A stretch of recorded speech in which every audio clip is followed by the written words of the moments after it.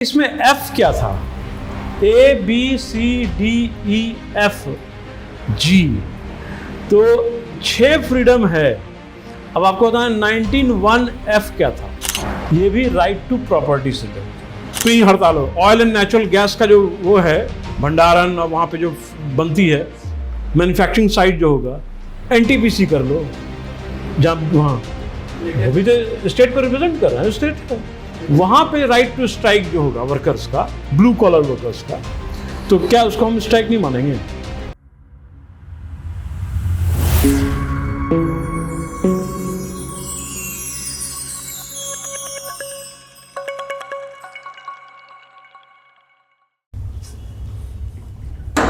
और यहाँ पे आके मैं मेरा प्रश्न यहाँ पे फुल स्टॉप कर दिया। हाँ, for in backward classes, for any backward class of citizen और any backward classes of citizen, clear? यहाँ पे आके फुल स्टॉप रख दिया। तो ये क्या, किस मायने में ये इनकम्प्लीट लग रहा है, क्या लगता है? Public employment, in public employment sir, यहाँ पे आर्टिकल 341 का डिस्क्रिप्शन देना होगा सर। देखो यहाँ पे वो क्या किया है कि स्टेट के ओपिनियन में, जैसे याद होगा तुमको Anglo Indian committee it has done away with, जब था दो था, तो उसमें क्या था, if president is satisfied that they are not adequately represented, तभी था। जरूरी तो नहीं था ऐसा करना। तो उसी तरह इसमें भी है, if in the opinion of state they are not adequately represented in the services of the state, clear है? तब तो जाके वो पूरा होगा। लिख लीजिए, if in the opinion of the state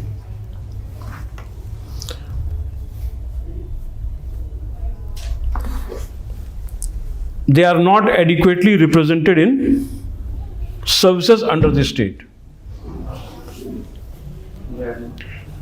They are not adequately represented in the services under the state.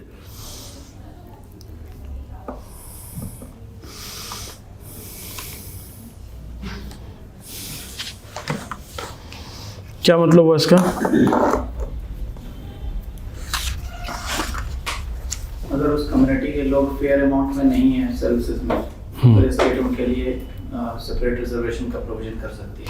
तो जो नॉर्मली जो 22.5% का जो ओरिजिनली जो था, तो वो इसी का यही आधार बेस यही माना जाएगा इसका, ठीक है? जबकि 27.5% जो है, जो बाद में ऐड हुआ, तो वो मंडल कमीशन वाला। मंडल कमीशन के बारे में क्या जानते हो? कुछ आइडिया है मंडल कमीशन के बारे में? नाम सुना है मंडल कमीशन का? बीपी मंडल, सेकंड बैकवर्ड क्लासेस कमीशन का नाम है मंडल कमीशन। तो इसमें नोट पे यहीं पे लिख दीजिए नीचे, the second backward classes commission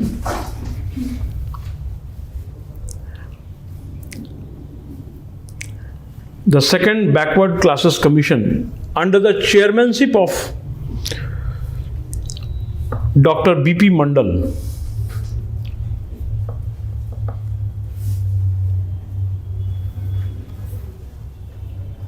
was set up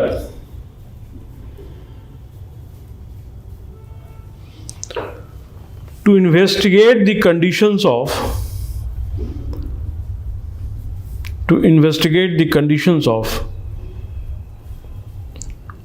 socially and educationally backward classes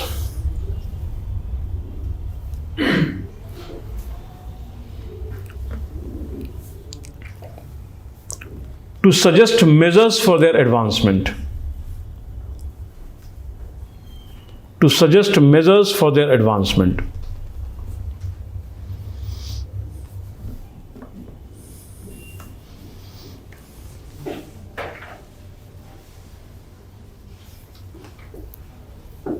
clear है? ये 79 में गठन हुआ था, इन 1979, और वो 80 में रिपोर्ट सबमिट किए थे। Setup in 1979 and submitted the report in 1980।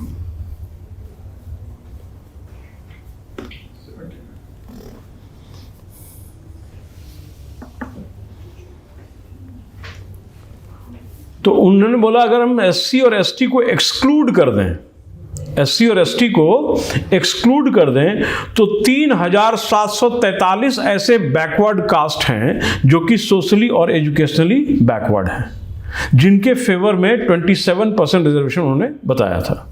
Clear है? क्लियर है? लिख लीजिए। It suggested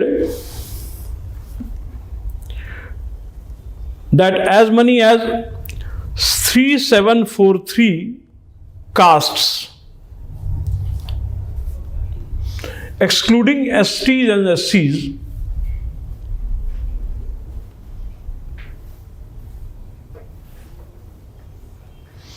and which constitute 52% of the population, and which constitute 52% of the population,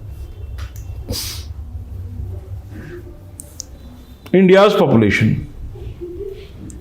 are socially and educationally backward.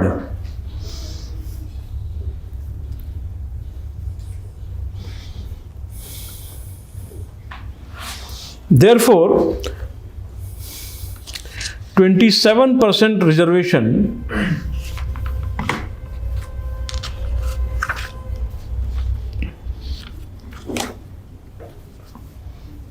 in favor of these classes of people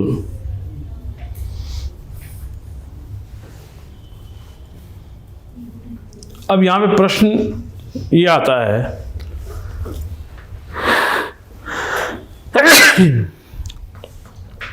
किस case में इसको upheld किया गया? Indira Sahni versus Union of India 1992 में, ये 1990 में किया, नहीं 80 में।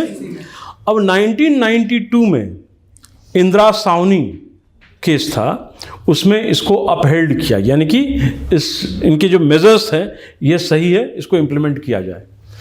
आइए, उसमें गवर्नमेंट किसकी थी? विश्वनाथ प्रताप सिंह। प्रधानमंत्री कौन थे? वीपी सिंह। लिख लीजिए। The supreme court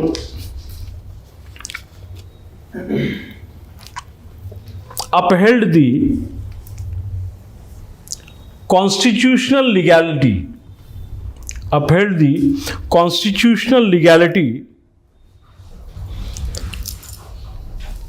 of the provisions of 27% reservations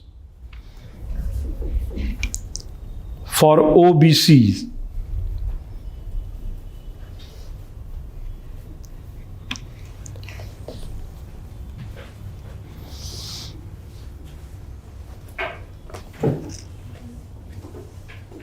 clear है?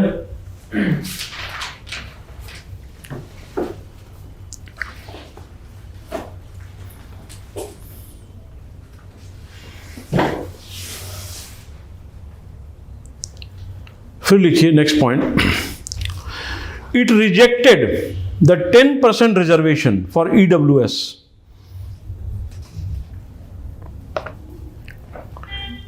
It rejected the 10% reservation for the economically weaker sections, EWS. Clear है? तीसरा लिखिए, नो रिजर्वेशन इन प्रमोशंस। ये सब हम लोग बात कर रहे हैं इंदिरा सावनी केस की। No reservation in promotions.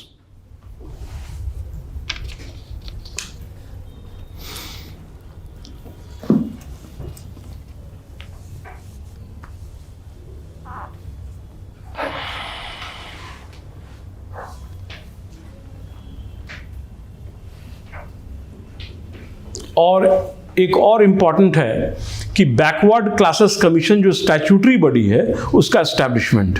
लिख लीजिए। Establishment of a statutory body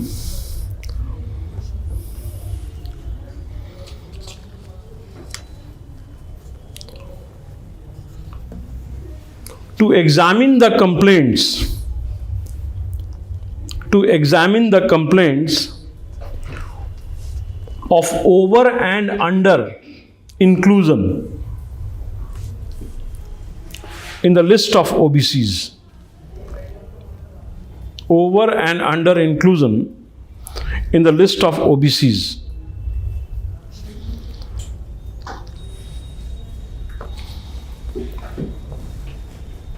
तो 1993 में national commission for backward classes establish हो गया, तो it got established in 1993। National backward classes commission का एस्टैब्लिशमेंट कब हो गया? 1993। लेकिन अब प्रश्न ये होता है, इसको कॉन्स्टिट्यूशनल स्टेटस कब मिला? इसी बैकवर्ड क्लासेस कमीशन को किस अमेंडमेंट के तहत कॉन्स्टिट्यूशनल स्टेटस? ये तो स्टैट्यूटरी बॉडी था, ये तो क्या था? ये एक लाइव एग्जांपल है कि कैसे स्टैट्यूटरी बॉडी को कॉन्स्टिट्यूशनल बॉडी में ट्रांसफॉर्म किया गया। क्लियर है? तो लिख लीजिए, under article 102, sorry amendment, under 102nd constitutional amendment act, 102nd Constitutional Amendment Act. This body was given a constitutional status.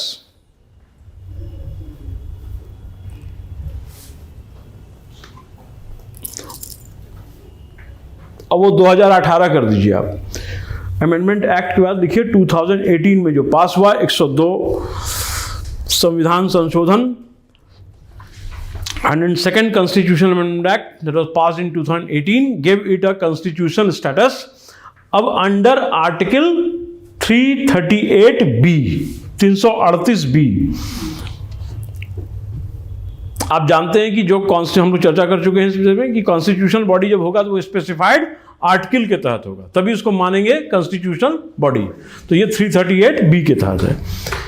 ये किस रिकमेंडेशन में, किस जजमेंट के आधार से? इंदिरा साहनी के जजमेंट। ठीक है, क्लियर है?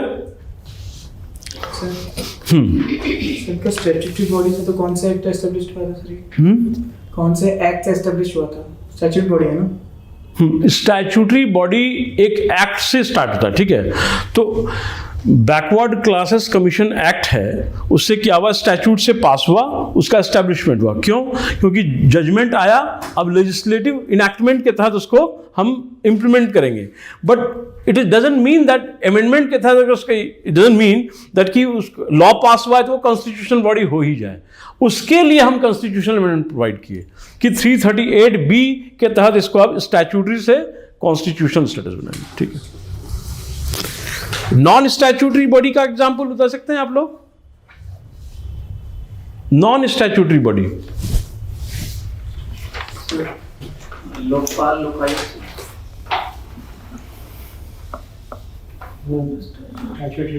NITI Aayog. NITI Aayog is a non-constitutional and non-statutory body. It was established by executive decision of the cabinet. No, earlier it was what? Planning Commission, and it was dismantled by the first phase of Modi government. अभी कौन है CEO NITI Aayog के? मैं नाम भूल रहा हूँ, बताओ।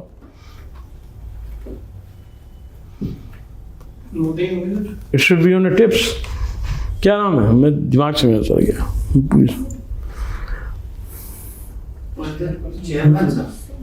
चेयरमैन की बात हो रही है? कौन? चेयरमैन की बात हो रही है? नहीं, चेयरमैन थी CEO।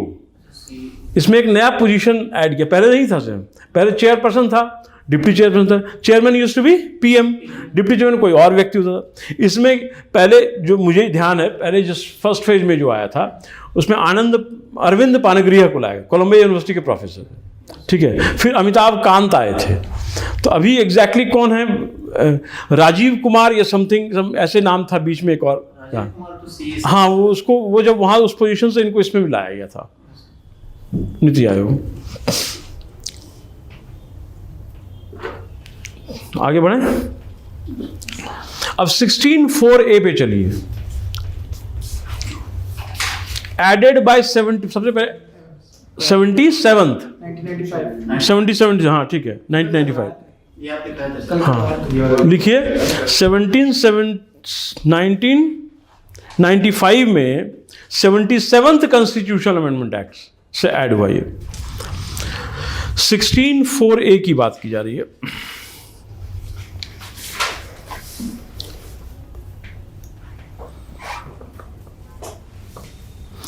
अब यहां पे मंडल कमीशन ने क्या कहा कि प्रमोशन में रिजर्वेशन नहीं होगा, लेकिन इसको दरकिनार करके 16(4)A क्या बोल रहा है?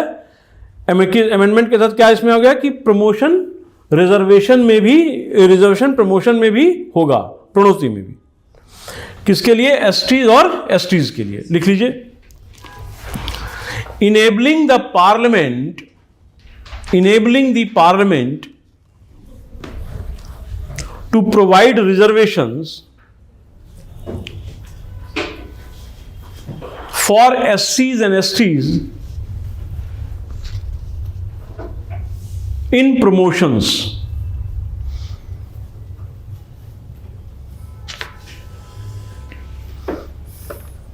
which simply meant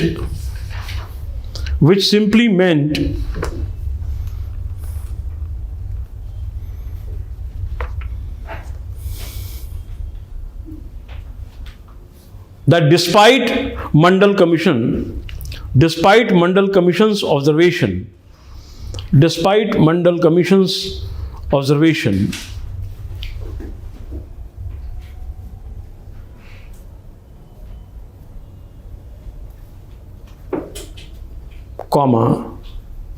the reservation in promotion will continue in government jobs. Sir ये मंडल कमीशन का ऑब्जर्वेशन था, या तो वो तो इंदिरा साहनी का ना जजमेंट था सर? नहीं, वो भी था, मंडल कमीशन का भी था ये। तो सर मंडल कमीशन से ज्यादा इंपॉर्टेंट तो इंदिरा साहनी का जजमेंट हुआ ना सर? दोनों इंपॉर्टेंट है।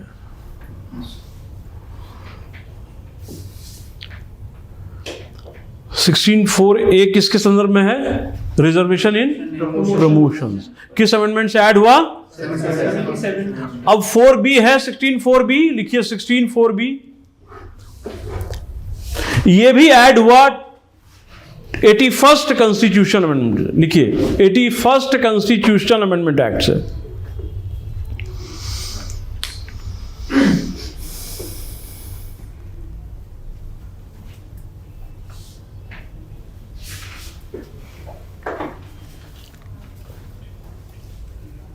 अब यहां पे है अनफिल्ड वैकेंसीज के, in respect of unfilled vacancies लिखिए, in respect of unfilled vacancies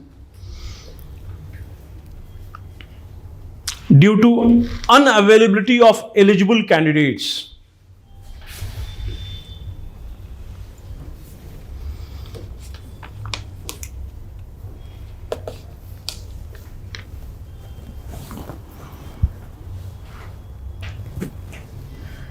comma, it will be treated as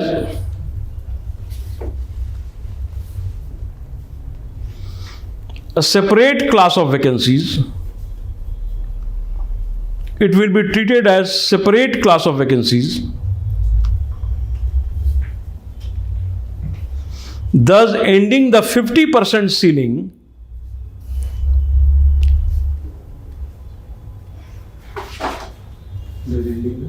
thus ending the 50% ceiling on the backlog vacancies.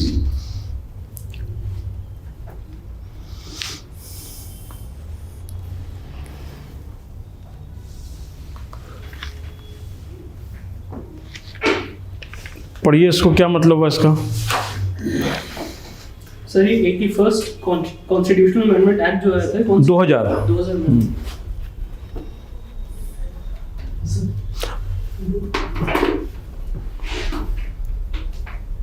मान लीजिए कि 100 पोस्ट है और 50 पोस्ट रिजर्व्ड कैटेगरी में है।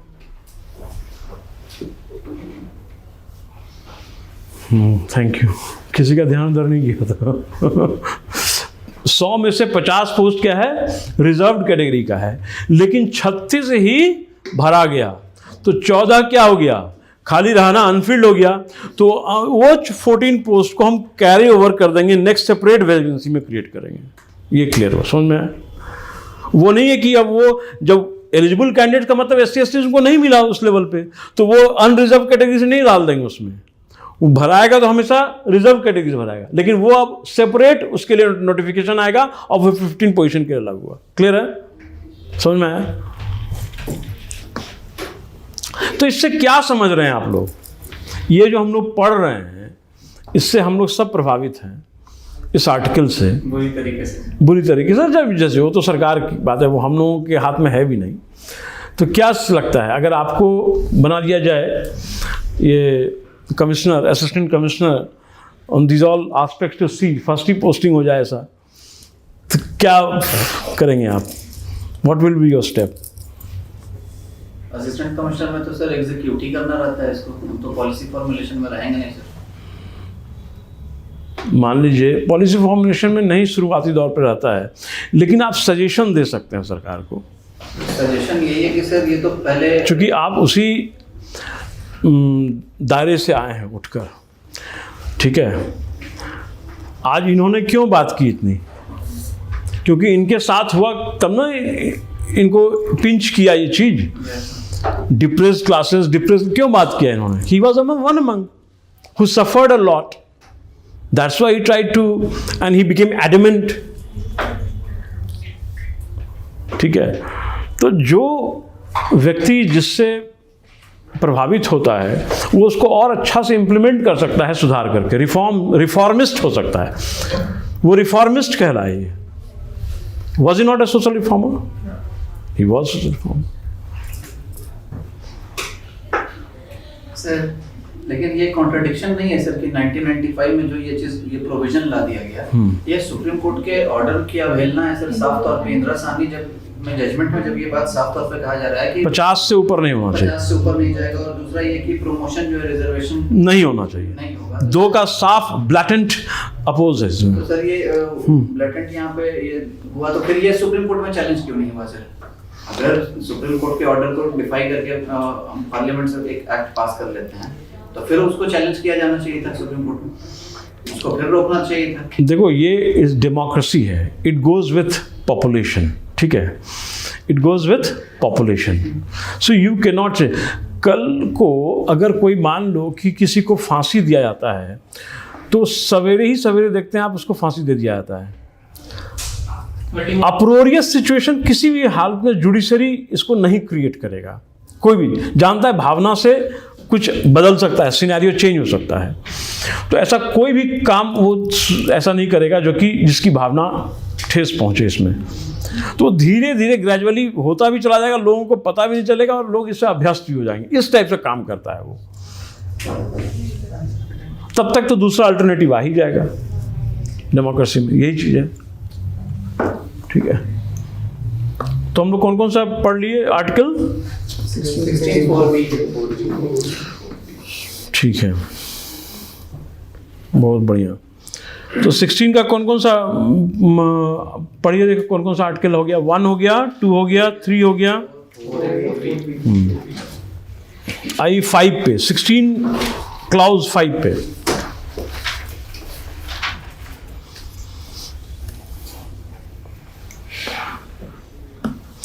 पहले लिख लीजिए इसको, 16(5) क्या है। लिखिए, the law can provide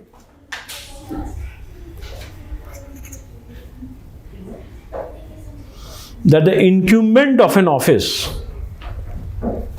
incumbent का मतलब क्या होता है? इनकम्बेंट ना सर, भाई इनकम्बेंट बोल दीजिए। इनकम्बेंट का मतलब क्या होता है? किसी भी ऑफिस के होल्डर को बोलते हैं incumbent. Incumbent of an office यानी holder of an office related to religious institution.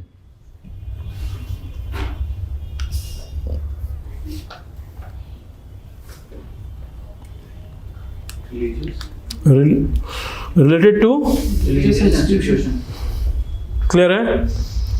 Should come from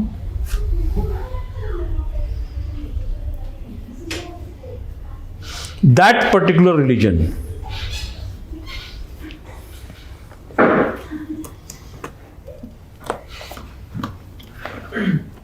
That means head of the temple should exclusively be Hindu. लिख लीजिए, एग्जाम्पल में लिखिए।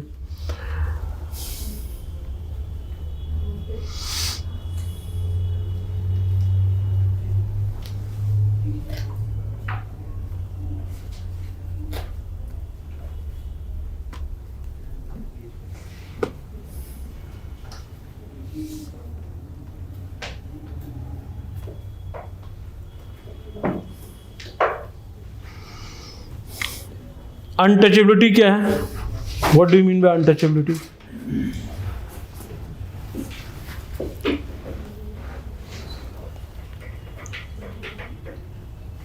कभी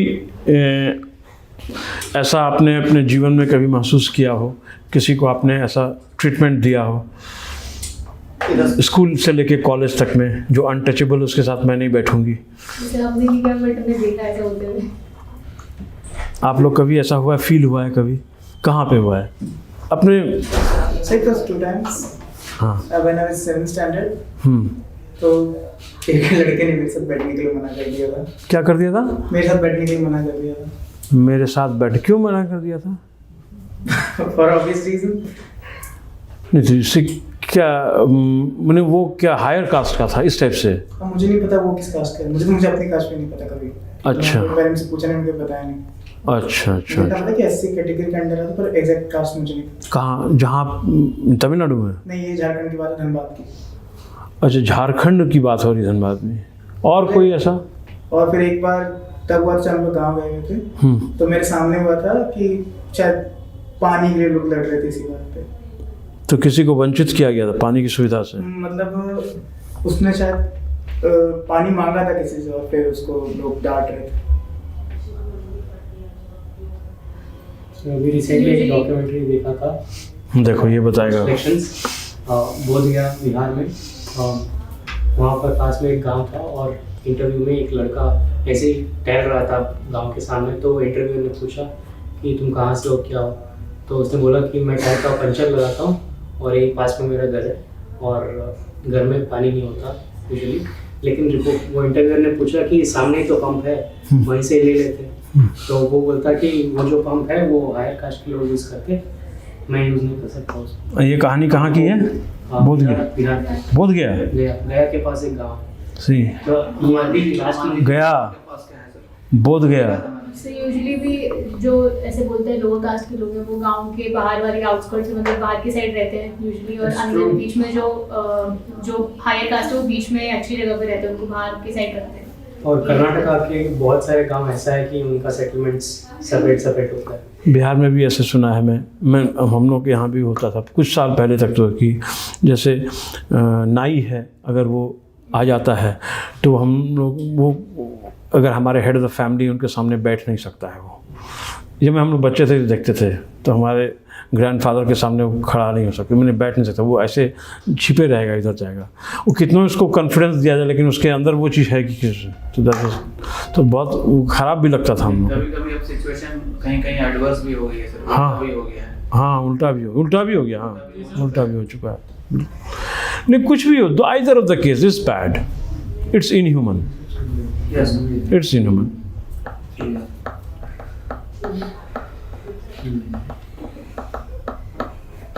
ठीक है, लिखिए अनटचेबिलिटी के बारे में। हम लोग आर्टिकल 17 पढ़ रहे हैं, abolition of untouchability.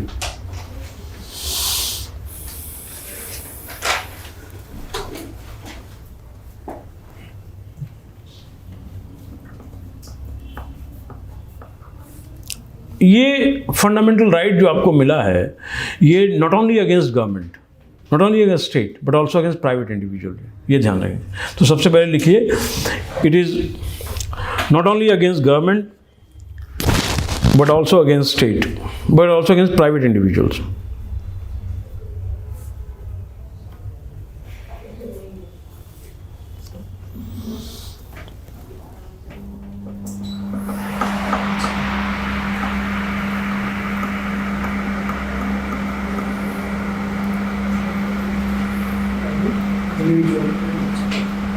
It is absolute and it is punishable under law. It is absolute and it is punishable under law.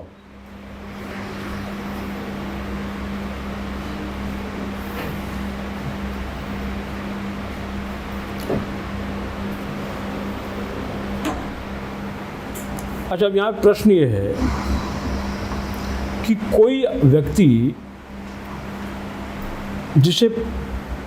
जिस पे यह आरोप लगा है प्रैक्टिस करते हुए अनटचेबिलिटी को, can he be debarred from fighting elections? Can he be debarred from contesting elections either in respect of parliament or in the state legislature?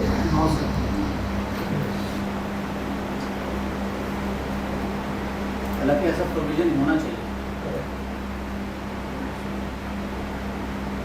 मान लो कि कोई व्यक्ति ऐसा दोषी पाया गया, तो क्या विधायक या सांसद के रूप में अगर वो चुनाव में लड़ना चाह रहा है, तो क्या उसको इलेक्शन कमीशन, और यह सिद्ध हो चुका है, यह सिद्ध हो चुका है, यूपी बिहार में इलेक्शन ही नहीं हुआ सर। यूपी बिहार में इलेक्शन नहीं हुआ, कैंडिडेट्स का देखो यूपी एंड बिहार। सर इसी से रिलेटेड कल एक सुप्रीम कोर्ट का जजमेंट आया है। बिहार में आज से 2015 में एक कास्ट है तांती कास्ट, उस कास्ट को तांती, हाँ yes I know, Tanti caste होते हैं, बहुत लो लेवल पे उनको ट्रीट किया था। ईबीसी कैटेगरी में आते थे। किस में आते थे? ईबीसी में। अच्छा। लेकिन बिहार सरकार ने अपने एक नोटिफिकेशन के जरिए वो क्या किया, क्योंकि उनकी फेयर पॉपुलेशन है, हाँ हाँ हाँ, उसको लेने के लिए अपने वोट बैंक लेने के लिए उनको एससी कम्युनिटी में डाल दिया। अच्छा। एससी के लिए तो उसको चैलेंज किया गया पटना हाई कोर्ट में, तो पटना हाई कोर्ट ने भी उस ऑर्डर को अपहेल्ड कर दिया बिहार गवर्नमेंट। नहीं वो सही है। हाँ, फिर 9 साल के बाद अभी परसों जजमेंट आया सुप्रीम कोर्ट से, ये आर्टिकल 341 का क्लियर कट वायलेशन है।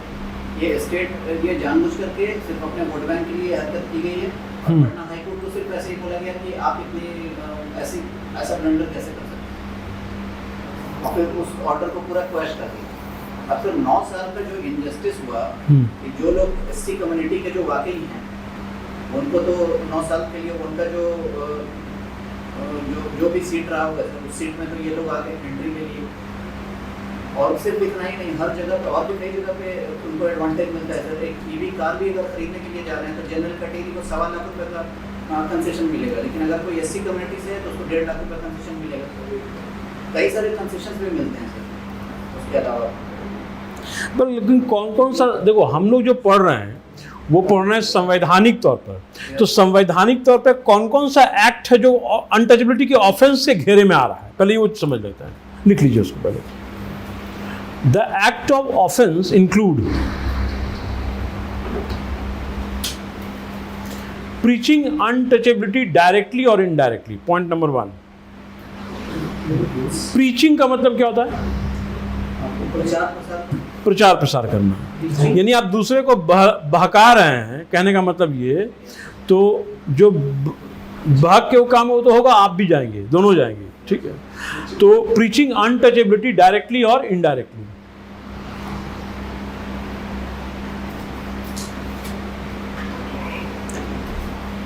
दूसरा है preventing any person from entering, preventing any person from entering.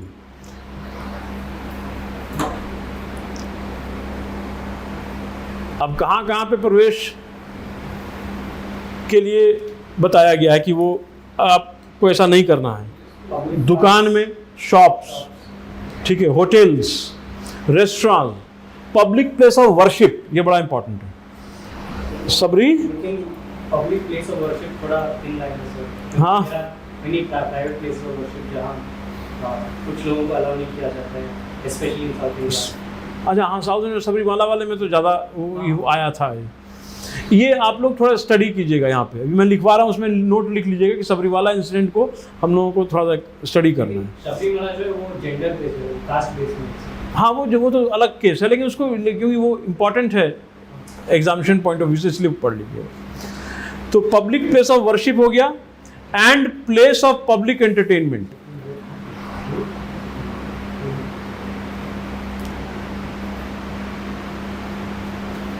अच्छा, कोई व्यक्ति जिसको कि एजुकेशनल इंस्टीट्यूट में हम रिफ्यूज कर रहे हैं तो क्या होगा?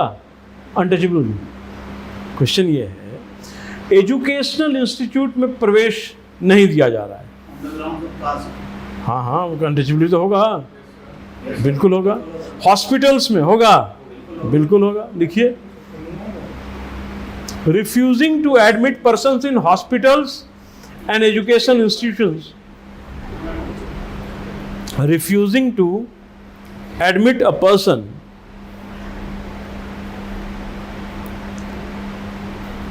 in hospitals, educational institutions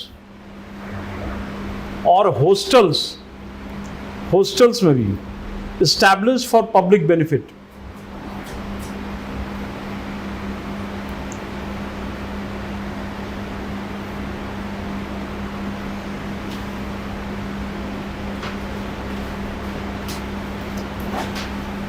और एक बड़ा पॉइंट है, insulting a person belonging to scheduled cast.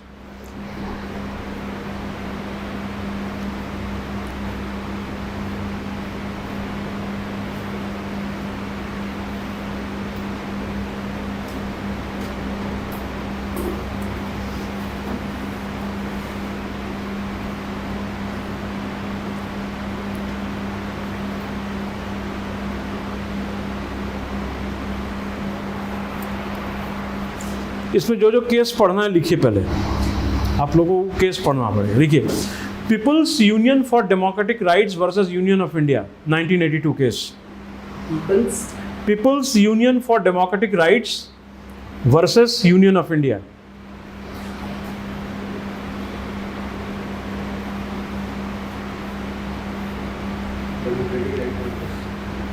Versus Union of India. Sir year कौन सा साल? 82 1982 82। State of Karnataka versus Appa Balu Ingale. अप्पा बालू इंगले 3 अक्षर का नाम है, APPABALUINGALE। फिर लिखिए सफाई कर्मचारी। सर ये क्या था सर? हाँ, सर ये स्टेट ऑफ कर्नाटका वर्सेस ये 82। ये भी हाँ 82। सफाई कर्मचारी आंदोलन वर्सेस यूनियन ऑफ इंडिया।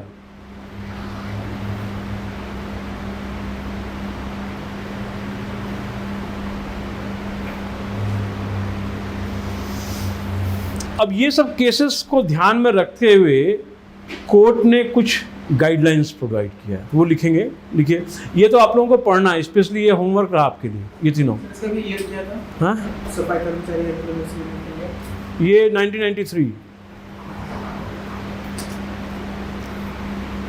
लिखिए, the court issued many instructions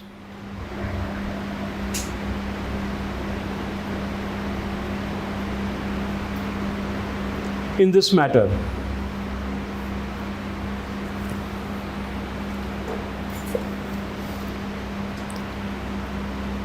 All manual scavengers, पहला पॉइंट नंबर 1 लिखिए, all manual scavengers will be rehabilitated.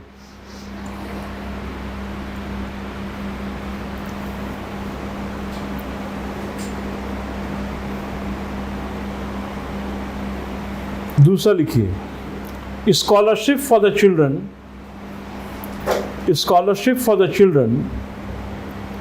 of scavengers are to be provided. So what do you mean by scavenger? Scavengers कहते हैं जो कि आपके गंदगी को वो हैंड से मैनुअल एक जगह से दूसरी जगह ला जाते हैं, ठीक है। तो अब scavengers to receive one-time financial help. Scholarship for the children. हाँ,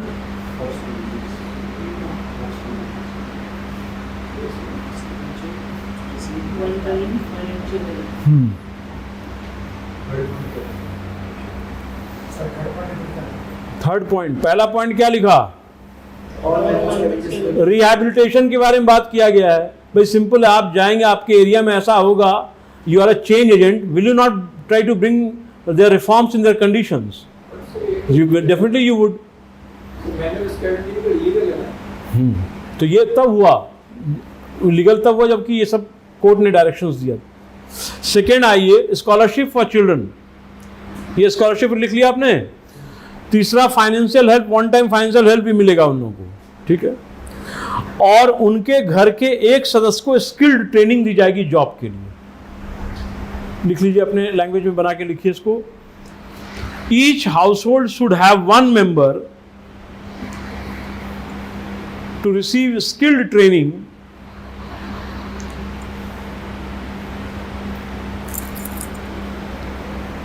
in order to make a living. Skill training. Skilled training in order to make a living, जीविकोपार्जन का साधन बनेगा।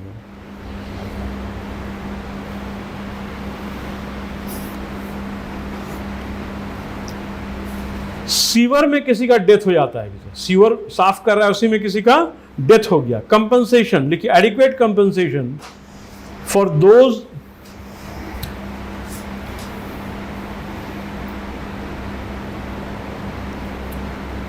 Those suffering death in sewer, SEWER। तो ऐसा अगर ये सब चीज़ देखते हैं, ऐसा समझे, तो ऐसा लगता है कि सरकार कुछ कर रही है। कोर्ट ने इशू किया इंस्ट्रक्शन ऐसा। आप अपने मोहल्ले में या अपने इलाके में कभी ऐसा देखा है इस तरह? कभी हैव यू एवर अंडरगॉन और good sense prevail upon your mind to think over it, which are beyond the obvious? Have those signs of sufferings have ever gone upon your heart and mind? कभी आपको परेशान किया ऐसा प्रश्न? तभी bureaucrat तभी बनेंगे जब सब, देखो सिंपल सी बात है, ये सब जब परेशान करेगा आपको तो आप आगे बढ़ेंगे। ये बात भी सही है, सिर्फ पढ़ लेने से ब्यूरोक्रेट सफल नहीं बन सकता है, उसके अंदर वो भावना भी होनी चाहिए। मैनुअल इसके अलावा तो बिल्कुल नहीं होना चाहिए सर, टेक्नोलॉजी का यूज़ करना चाहिए। टेक्नोलॉजी अच्छी, मान लो कि टेक्नोलॉजी उस समय जिसकी बात हो रही है उसमें टेक्नोलॉजी नहीं था या जो भी चीज़, लेकिन जो इन्वॉल्व हैं उसमें, उनके लिए ये सारे जो हेल्प दिए गए हैं, इनके इसमें और आप बढ़ा दीजिए, और 10 और आप अच्छा कर दीजिए। कोर्ट ने 4 मना कौन कर रहा है आपको? यस, आपके पास इतना पावर है, डीएम के पास बहुत पावर होता है, ठीक है। अभी जिनके बारे में मैं बता रहा था, डॉक्टर आलोक रंजन घोष, जिनके बारे में अभी वहाँ से ओपन डेफिकेशन फ्री एरिया बना दिया इसको, जहानाबाद, कहाँ पे सर? कहाँ पे? बिहार। वो ODF में उसको अवार्ड मिला, बॉम्बे में जाके अवार्ड मिला है उसको, ODF free, first district collector. हालांकि बहुत टेढ़ा जिला है।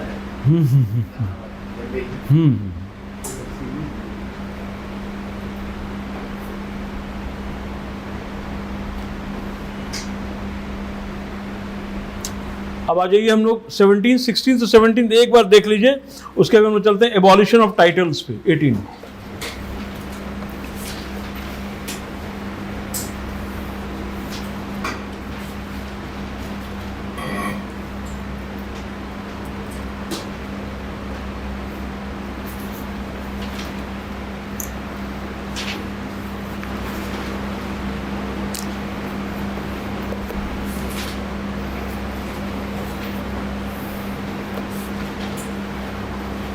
टाइटल्स का मतलब यहाँ पे क्या हुआ?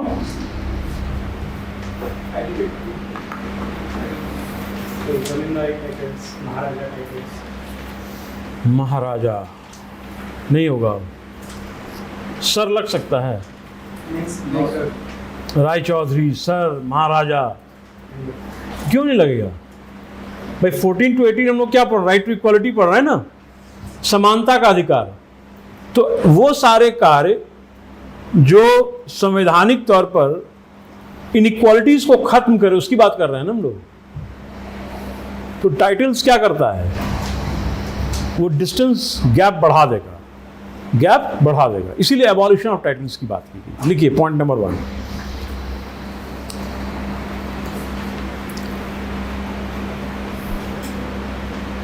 This article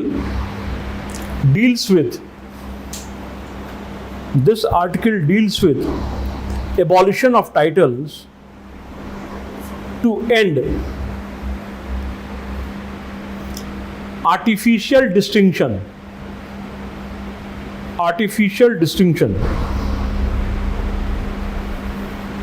in social status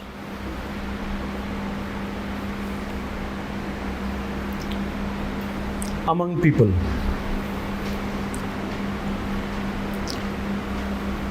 clear है?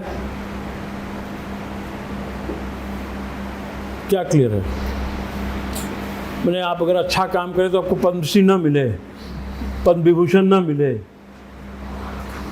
कोई अगर मिलिट्री में है वो अच्छा कर, उसको परमवीर चक्र ना मिले, वीर चक्र, कीर्ति चक्र ना मिले, उससे क्या दिक्कत है आपको?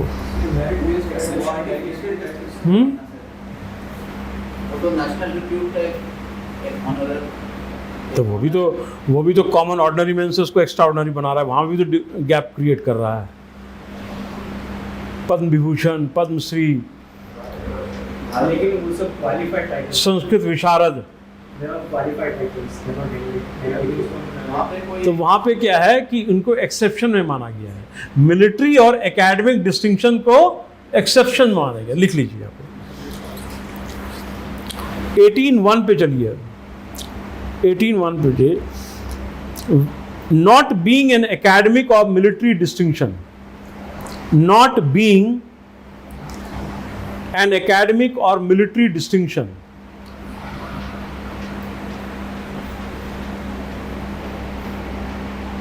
no title will be conferred by the state. No title will be conferred by the state.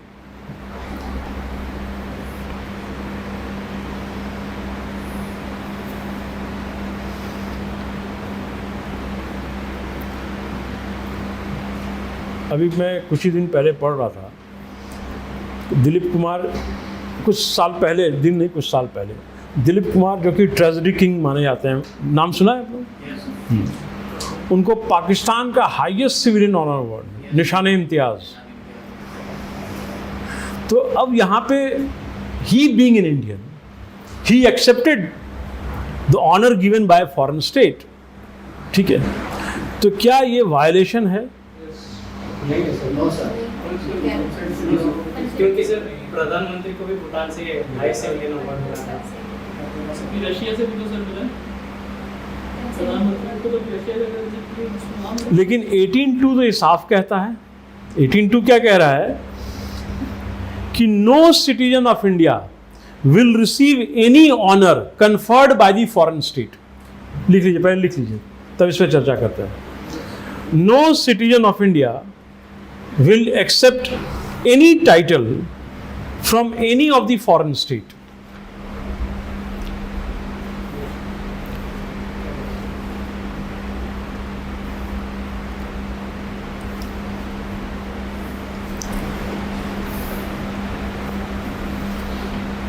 अब थोड़ा सा बताइए इस पे क्या किया जाना चाहिए? बट ये मैंने 18(2) जो संविधान में लिखा है, जो आपको पढ़ना है वो तो मैं लिखवा दिया। अब इस पे क्या होना चाहिए? क्लॉज ऐड होगा sir, but with the approval from the state. President की कंसेंट चाहिए। जब तक सरकार ना अप्रूव कर दे, सरकार में कौन head of the state, president जब तक अप्रूव ना करे तो आप कोई काम ऐसा नहीं करेंगे। तो इसमें वो दिलीप कुमार वाली बात में, Dilip Kumar must have taken approval from the president of India, head of the state, then only he can. लेकिन ऐसा होना नहीं चाहिए। अब यहाँ पे तुमको जो ऐसा होना नहीं चाहिए, क्यों? क्योंकि president is not above constitution, ये बोलेगा। How can you treat president above constitution? Constitution में ऐसा लिखा हुआ है, even president is to be bound by this, but he being head of the state, ठीक है, वो क्या है? वो हेड ऑफ द स्टेट है, वी द पीपल के ही पार्ट है। वो कौन है? वी द पीपल, जो अडॉप्ट किए हैं हम लोग, उसी के पार्ट हैं वो। लेकिन वो राष्ट्रीय अध्यक्ष हैं, उनकी अनुमति के बगैर तो कोई नहीं ले सकता है। तो यहाँ पे वो चीज़ छुपा हुआ है, आपको छुपा हुआ है। अगर ऑप्शन में वहाँ आ गया कि राष्ट्राध्यक्ष महोदय के अनुमोदन उपरांत कोई ले रहा है, पोस्ट अप्रूवल, तो it is valid, it is legally valid, तभी जाके वो हो पाता है।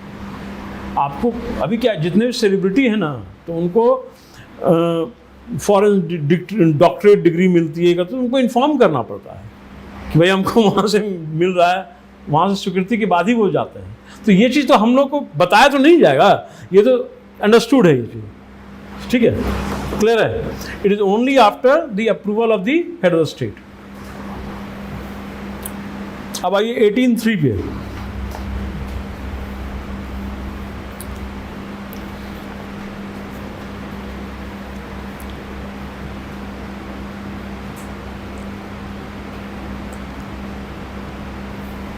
लेकिन सर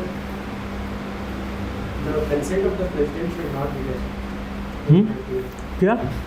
कि प्रेसिडेंट का जो अप्रूवल है तो वो गवर्नमेंट का अप्रूवल हो गया, तो अगर government there is any person in the opposition and he is getting an award from any foreign country, then he will not get the approval even though his award is based on academics or art or literature. Then it is injustice for that award. See, if you are deserving, irrespective whether you belong to government or your opposition, the thing is that if you are deserving, and that in no case is going to bring a bad name to the either state or government, or you are son of the soil, isn't it? The mere process of receiving award from them will not hurt the reputation or the character of that soil in any way. But that permission is required. That is what the constitution hidden meaning of that underlies with it. That's what I'm saying. Nobody will disappoint you by by not giving the permission. कभी ऐसा हो सकता है, But तुम university topper हो, तुमको वहाँ से डॉक्टरेट की डिग्री मिल रही है, तुम वहाँ अच्छा कर रहे हो, तुमको वहाँ से ऑनर मिल रहा है, ये तो भारत के लिए अच्छी बात है, वो तो समाज, उसको किसी भी तरह से खतरा नहीं है। लेकिन वो आपका और मेरा ओपिनियन होगा, वो कॉन्स्टिट्यूशन में थोड़ी लिखा है। कॉन्स्टिट्यूशन में ये लिखा हुआ है कि कोई भी व्यक्ति बगैर राष्ट्रीय अध्यक्ष की अनुमति से, ठीक है, ये आर्टिकल में स्पष्ट रूप से लिखा है कि आप ले नहीं सकते हैं। लेकिन अंडरलाइंग मीनिंग क्या है, जब उसको हम डिसाइफर करेंगे कि प्रेसिडेंट जो हेड ऑफ द स्टेट है उनका अगर अप्रूवल मिल जाता है, जिसकी 18(3) में है, 18(3) अभी लिखो तो पता चलेगा, 18(3) में क्लियर किया गया है, a non citizen of India, a non-citizen of India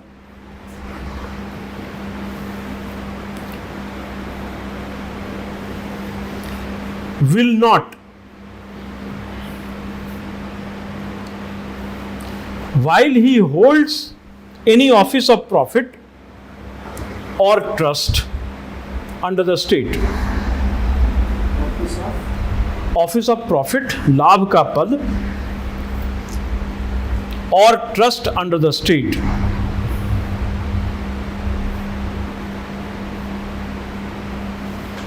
except without president's consent,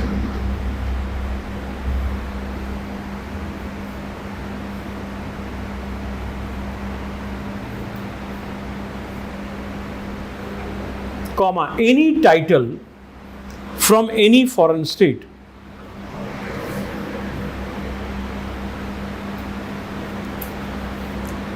अब यही चीज देखो, ये तो किसके लिए कर दिया, नॉन सिटीजन के लिए।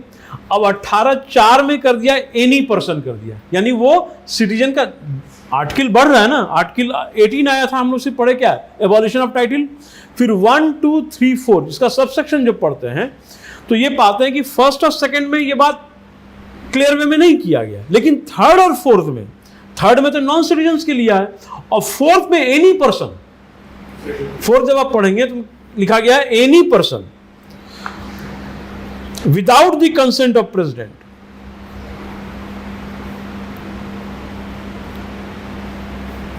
without the consent of president, except any of the presents,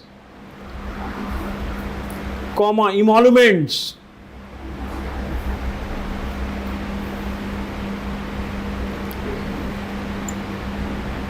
comma, honor,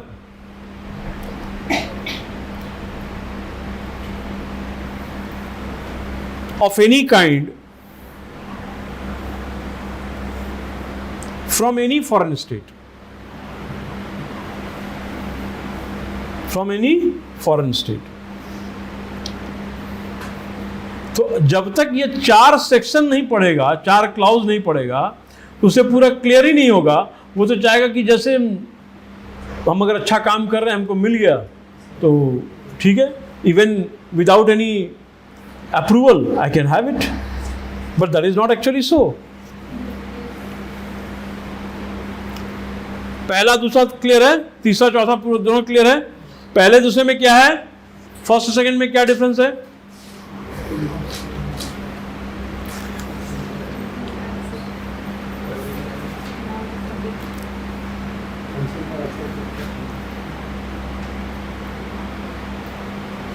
first में क्या दिया है?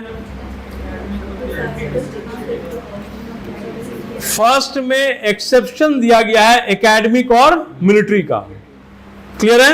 सेकंड में स्टार्ट होता है कहानी। सेकंड में कहानी एक्चुअली स्टार्ट होता है कि वो व्यक्ति जिसको कोई टाइटल दे रहा है, पहले तो बोला है कोई नहीं मिलेगा, कोई नहीं लेगा, ठीक है, विल नॉट एक्सेप्ट। फिर चलो मूव कर गया थर्ड पे। थर्ड में क्या बोल रहा है? Person who a non citizen who is not citizen of India, वहां पहले उधर गया। उसके बाद बोल रहा है एनी पर्सन, क्लियर है? चारों तो एनी पर्सन में सारे लोग आ जाते हैं।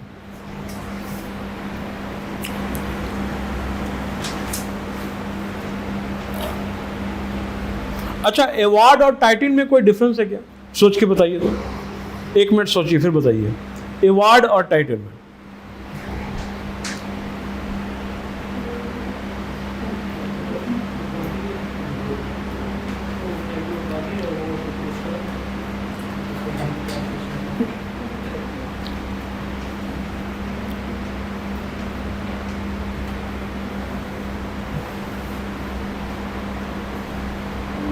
कुछ क्या लगता है? अवार्ड जो पहले से डिफाइंड है सर, जैसे कि भारत रत्न, पद्मश्री, पद्म भूषण, पद्म विभूषण, ये अवार्ड्स हो गए जो कॉन्फर किया जाता है। और टाइटल्स वो जो गवर्नमेंट किसी को अब तो नहीं देती है, पहले देती थी। ब्रिटिश इंडिया किसी को टाइटल देती थी तो वो क्या था? वो डिससेटिस्फैक्शन, डिस्कॉर्ड क्रिएट करने के लिए, वो कनकॉर्ड क्रिएट करने के लिए, डिस्कॉर्ड क्रिएट करने के लिए।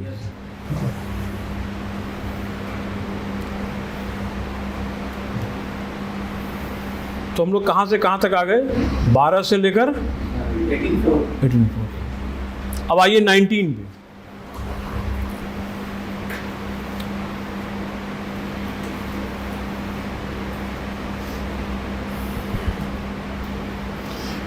नाइनटीन में 6 फ्रीडम की बात की गई है। बता सकता है कौन कौन सा 6 फ्रीडम आपको संविधान से मिला है?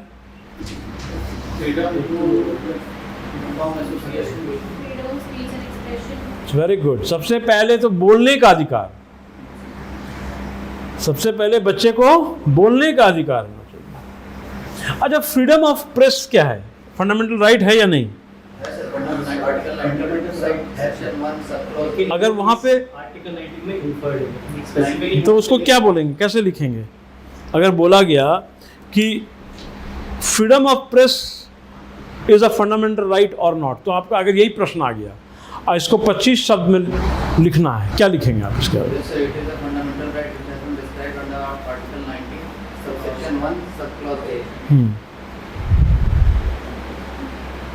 Will it be a fundamental right? Freedom of press is an implied fundamental right under 19(1)(a). ये लिख लीजिए, freedom of press is an implied fundamental, IMPLIED, implied fundamental right under Article 19, Clause 1, subsection A.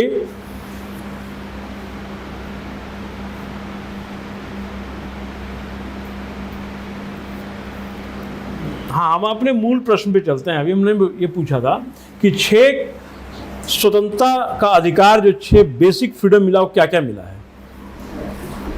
पहले तो इन्होंने बोल दिया speech and expression. Second, उसके बाद स्पीच क्या, एक्सप्रेशन क्या? चलो, असेंबल, विदाउट आर्म्स या विथ आर्म्स? Without arms. जब विदाउट आर्म्स करेंगे तो उसके बाद क्या हुआ? एसोसिएशन और यूनियन फॉर्म करेंगे। उसके बाद सिक्किम जा सकते हैं, वहाँ मकान खरीद सकते हैं, जमीन खरीद सकते हैं, मकान बना सकते हैं। सिक्किम वाला यहाँ भी आ सकता है। तो to move freely throughout the territory. उसके बाद अब वहाँ खरीद लिया, उससे सेटल भी हो सकते हैं, वहाँ मकान बना, रहने भी लग गए। उसके बाद अब नौकरी भी करेंगे, तो क्या? Carry on the trade and profession. Very good, clear है?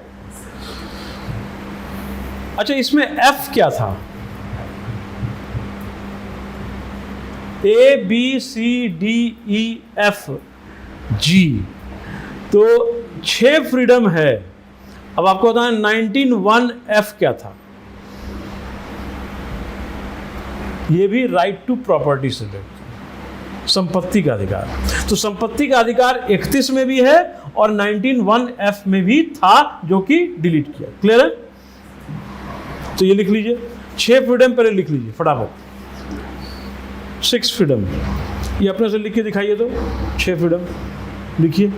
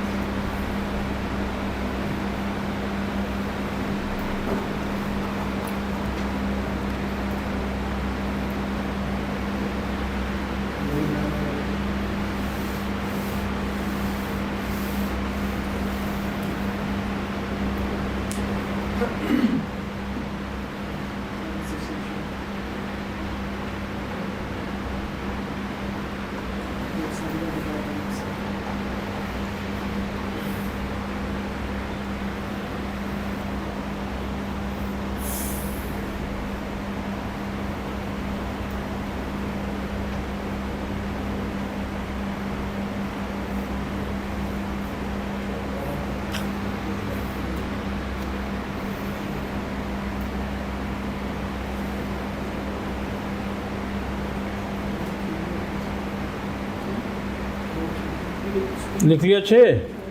पहला क्या लिखा? Right to freedom of speech and expression. Second क्या है? Assemble without arms. थर्ड क्या है?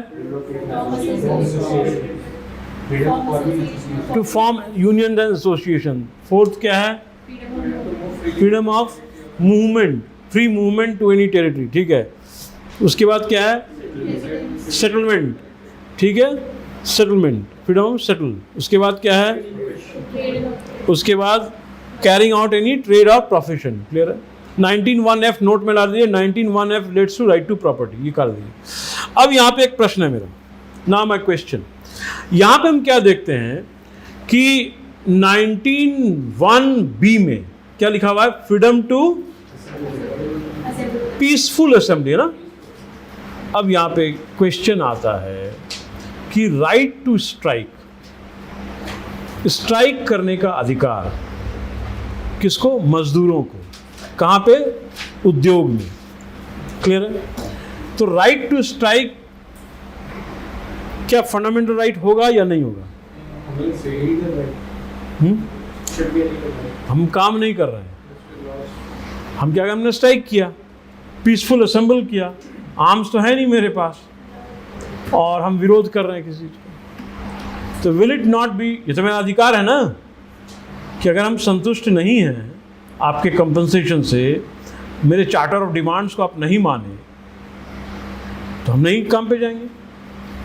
तो काम पे नहीं जाना is a strike, work done तो हो नहीं रहा है। तो will that not be treated as a fundamental right? No. Why? Sir, because fundamental rights is enforceable, it is against the state.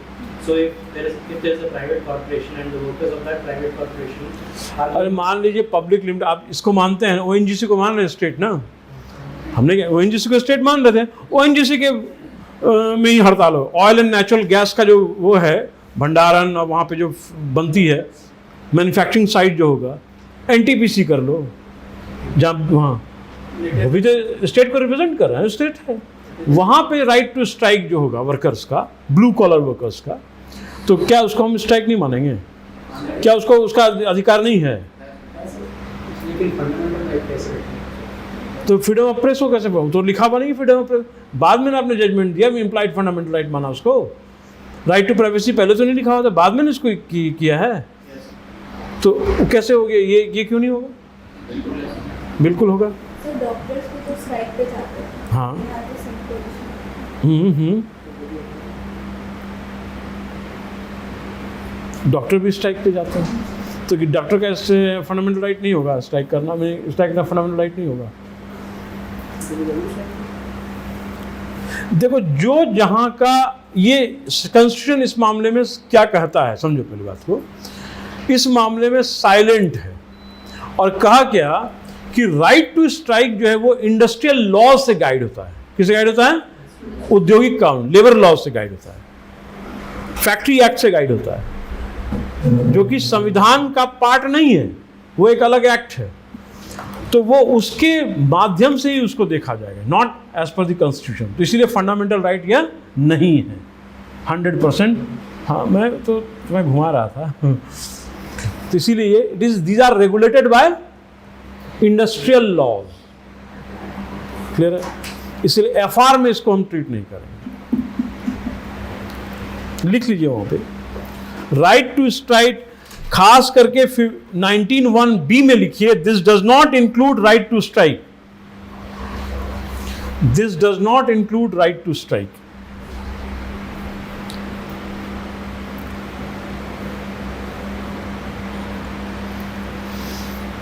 As it is regulated by industrial laws, therefore not a fundamental right.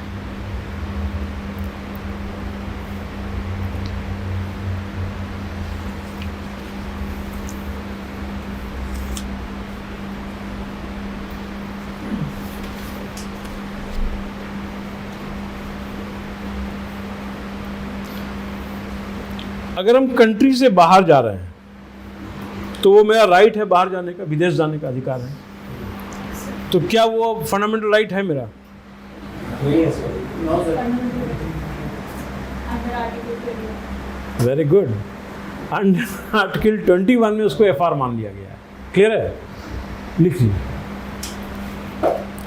Right to move outside the country is a fundamental right under article 21।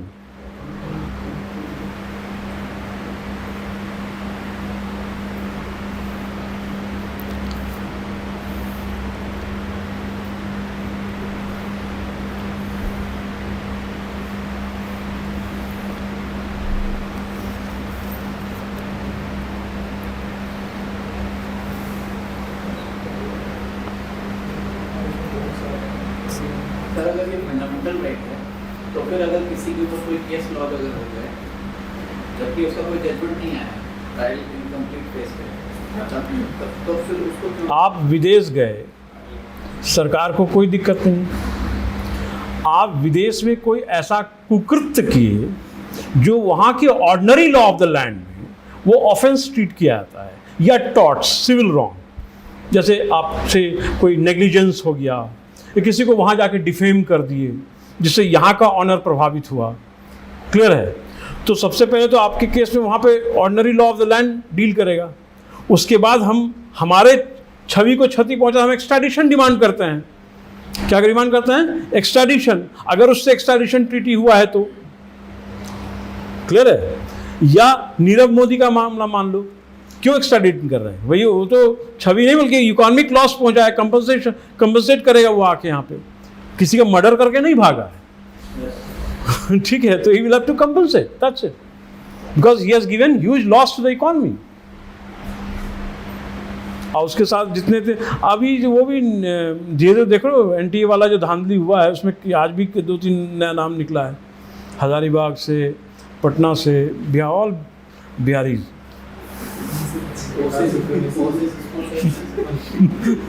All gems from my own state. I am sorry to say it's a fact. लेकिन ऐसी बात नहीं है, सभी जगह था। मैं भी आंध्रा में रहा हूँ, मैं आया graduate from Osmania university Hyderabad, तो मैं देखता हूँ भाई सब जगह ऐसा है, लेकिन किसी का छुप जाता है, किसी का छप जाता है।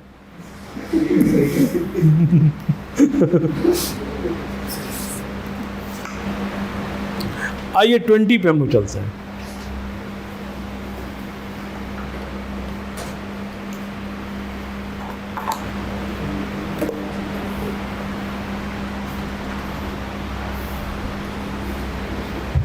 क्या है 20?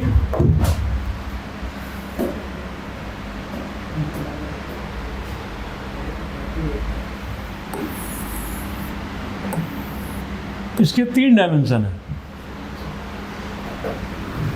आर्टिकल 20 का 3 डायमेंशन है।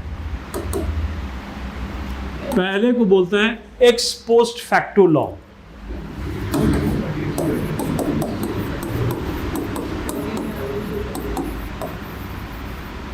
दूसरा है राइट अगेंस्ट सेल्फ इंक्रिमिनेशन।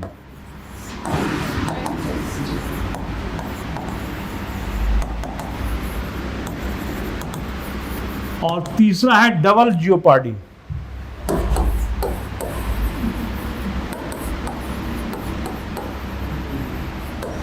क्या क्या है?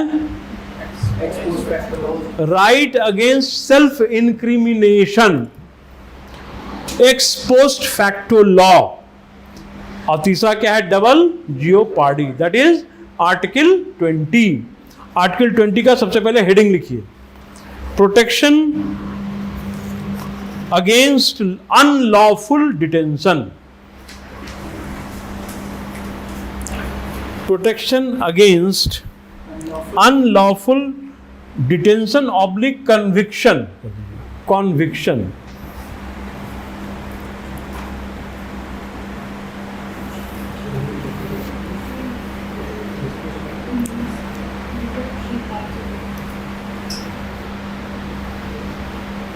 सबसे ज्यादा वायलेशन इसी आर्टिकल का हुआ है। सबसे ज्यादा वायलेशन इसी आर्टिकल का हुआ है सर। 100 ट्रायल सबके सब जेल के अंदर है। ट्रायल कंप्लीट हुआ नहीं थे, डायरेक्ट जेल में डाल दी। इतने साल से जेल में। उस पर पहले एक आर्टिकल छपा था सर इंडियन एक्सप्रेस। 11 साल के बाद जो निकला है।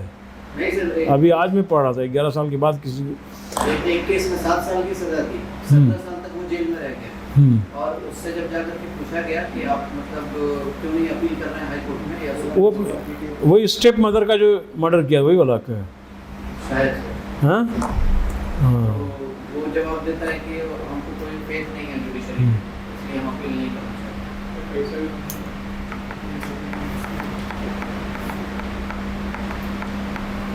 देखो इसमें पहले इसको समझ लेते हैं।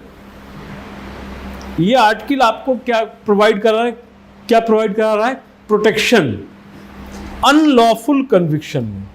तो उसमें क्या है कि अगर मान लीजिए आपका कोई एक्ट है जो कि ऑफेंस के घेरे में आ रहा है और उसकी सजा 2 साल है, आज उसकी सजा कितनी है? 2 साल। कल को कोई कानून बनता है, उस साल उसकी सजा हो जाती है, वही ऑफेंस की सजा होती है 10 साल। हार्श एक्ट आया तो ये 10 साल वाली सजा जो है, अब ये 2 साल से भुगत रहा है, इसको बढ़ाकर 8 नहीं कर देंगे इसको, क्योंकि ये लॉ कब आया था? ये एक्स पोस्ट फैक्टो है। फैक्ट यानी कि अकरेंस ऑफ द क्राइम के बाद हुआ ना, क्लियर है? तो ये 2 ही साल में इसको ट्रीट किया जाएगा। या इसको दूसरे तरह से समझ लो, कोई ऐसा एक्ट है जो आज ऑफेंस में हो, कल नहीं था वो ऑफेंस में, वो नॉर्मल एक्टिविटी था, तो अपना आप सब इंस्पेक्टर बन गया और जाके उसको पकड़ के लेते हैं कि वो तुमने वो काम किया था ना परसों या पिछले साल, अब देखो कानून आ गया, चलो। ऐसा नहीं हो सकता है। वो जिसमें आप किए तो उसमें तो नहीं आए थे, अब बना है कानून, अब हम करेंगे तब। क्लियर हो गया? इसको क्या बोलते हैं? प्रोटेक्शन दिया गया, एक्स पोस्ट फैक्टो लॉ। हाँ बताओ। अगर कोई एक्ट में ऐसा टाइमलाइन मेंशन किया 5 डेटेड, तो उस सिचुएशन में क्या होगा? किस में 5? अगर कोई एक्ट पास हुआ कि 10 साल का सजा हो और क्राइम इस टाइम से इस टाइम पे हो और वो टाइमलाइन बैकडेटेड है, उसमें ऑफेंस हुआ है और ऑलरेडी ट्रायल में 2 साल भुगत है। नहीं, इसको बोलते हैं रेट्रोस्पेक्टिव इफेक्ट। इसमें एक और है, रेट्रोस्पेक्टिव इफेक्ट, ठीक है। यानी यह जो कानून है ये पिछले चीज़ों को भी ध्यान में रखेगा, यानी कि ये नहीं है कि आप आगे वाले ही करेंगे, जो पिछला वाला अगर कोई कुकृत्य किया है वो ऑलरेडी चल रहा है, ठीक है। तो जब वो ऑलरेडी चल रहा है, वो भुगत चुका है, तो वो that will be treated as he has suffered that one, that he has already suffered that penalty. Is not that he will not disregard, it will not disregard that, it will very much include that, ठीक है। इसीलिए यहाँ पे लिखा है with retrospective effect, तो आप लिखेंगे यहाँ पे विथ रेट्रोस्पेक्टिव इफेक्ट। और अगर मान लो कि ठीक है, तुम्हारा ही केस मान के चलता है कि किसी को 10 साल की सजा है, 5 और भुगतेगा, ये कहना चाह रहे हो ना आप? मेरा डाउट है कि एक्सटेंड तभी होगा कि नहीं होगा? नहीं, वो उसके लिए एक्सटेंड नहीं होगा, तभी नहीं, किसी भी आदमी को एक्सटेंड नहीं हो सकता, उसके लिए कभी वो नहीं, उसको प्रोटेक्शन दिया गया ना, यही तो प्रोटेक्शन है। मतलब अगर ट्रायल्स चल रहे हैं, अभी पनिशमेंट पता ही नहीं है, लेकिन वो चेंज हो जाती है, अगर वो ट्रायल चलते हुए 2 साल हो गया है, कोर्ट में उसकी सुनवाई होती रहती है, हाँ, तो नहीं लागू होगा, नहीं होगा, नहीं, उस पर लागू नहीं होगा। बिल्कुल वैसे ही जैसे अभी 1 जुलाई से बीएनएस लागू हुआ, अब अगर 30 जून को कोई क्राइम हुआ है तो उस पर पुराना वाला लॉ लगेगा। पुराना लॉ है, बिल्कुल। क्लियर है सभी को? तो ये क्या हो गया, एक्स पोस्ट फैक्टो लॉ। दूसरा है डबल जियोपार्डी, बहुत ही आसान। क्या है, कौन बताएगा डबल जियोपार्डी? बताओ। एक ही क्राइम के लिए उसको 2 वर्ष सजा। बिल्कुल, एक ही क्राइम किया है भैया, मैं भुगत लिया हूँ, दूसरी बार नहीं जाऊंगा जी। तो आप कैसे कह सकते हैं? मतलब आप ना दूसरी बार आए हैं चेंज होकर डीएसपी बनकर, जो पहले डीएसपी थे ऑलरेडी मुझे ले गए जेल। क्लियर? मैं समझाने की कोशिश कर रहा हूँ, तो ठीक है, तो this a different police officer, so what, I have already suffered that, so my job is over. तो डबल जियोपार्डी है कि person shall not be prosecuted for same offence twice. Clear है? कर लीजिए। तो 2 हो गया। तीसरा है राइट अगेंस्ट सेल्फ इंक्रिमिनेशन। मैंने अगर लायबिलिटी मेरे ही ऊपर डाला है पुलिस इंटीग्रेट करके कि अब तुम भाई अगर इफ यू कंसिडर दैट ये ऑफेंस है तो lien is on you to prove it in a court of law. So you bring the evidence, why should I? But you are forcing me to give evidence against my candidature. This is wrong. ठीक है? सिर्फ police custody में जो statement वो लिखवाते हैं वो live नहीं, वो नहीं है। तो ये तीनों पॉइंट लिख लिया ना, लिख लो, डिस्क्राइब अपने अपने लैंग्वेज में लिख लो। तीनों लिख के दिखाओ फटाफट, अभी मैं चेक करूंगा कॉपी।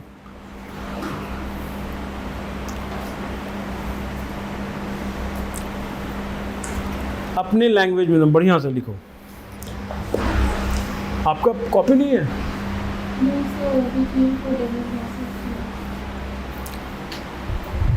आपको समझ में आया? आप दोनों का फर्स्ट क्लास है? क्या बैकग्राउंड है आप लोगों का? Sir, I completed my master's and graduation from Yale University. So from humanities background or science? Sir, Science or humanities? Sir, till class 12 I was from science background, then I switched to humanities. Okay. Yours? So, medical background. Homeopathy. Very good. बहुत good.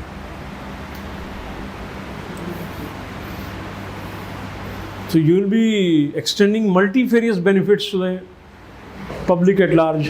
You have knowledge of homeopathy. You will be an administrator. So it's good to have people like you in the administration.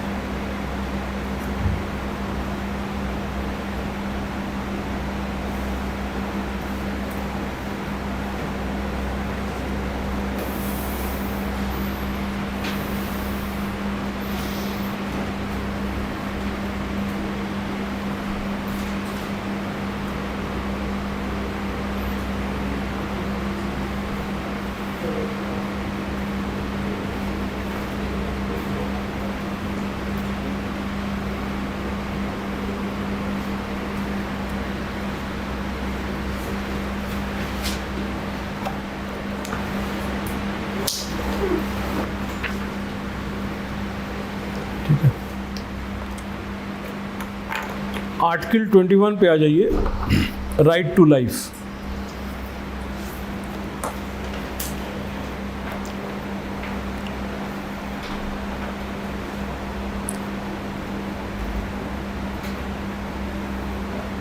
अब देखिए, right to life और individual liberty ये 21 में बताया गया है that no person, लिखिए, no person shall be deprived of, no person shall be deprived of their life और individual liberty